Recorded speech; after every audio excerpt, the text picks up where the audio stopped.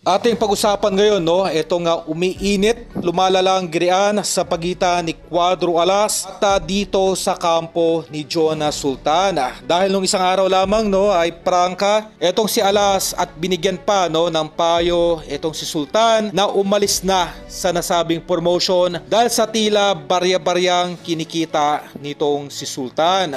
Okay? Ganun pa man ay kanina lamang po, no, ay nagpadala ng video clip, no, itong si Sultan na kung saan ito ay nagdadrive, no, ng isang magarang sasakyan. Okay? At ating napag-alaman na ito po ay isa lamang sa pagmamay-ari ni Jonas Sultan. Okay? Sa madaling salita ay marami pong sasakyan at investment, no?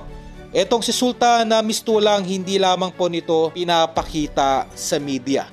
At mula sa ating nakuhang impormasyon ay sumama nga po, no, ang loob nitong mga local promoters ni Jonas Sultan, no, dahil sa pangmamaliit, no, nitong si Alas sa alok na 1 million pesos. Ganun pa man, sumama man, no, ang loob nitong si Jonas Sultan at isipin na mistula nagmamalaki itong si Alas ay hindi naman po natin masisi, no, itong former 3 division champion John Riel Casimero. Dahil malayo na nga po talaga ang narating nitong si Alas, hindi na rin po ito, no, papatol sa mga local fights. Gaya na lamang na pinipilit, no, na rematch nitong mga local promoters ni Jonas Sultan. Okay? So kailangan din po natin unawain, no, itong status ngayon ni Cuadro Alas, no, kung saan ito po ay nasa tuktok ng kanyang karir. Gustuhin man, no, ni Cuadro Alas na bigyan ng rematch, no, itong si Jonas Sultan, ay hindi po nito magawa,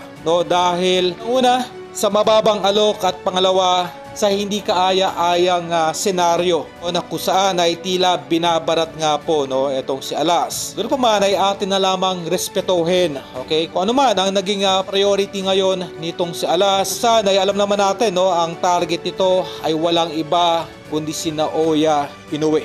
Kumbaga, sadyang malayo po, no, sa priority ngayon ni Alas etong si Jonas Sultan.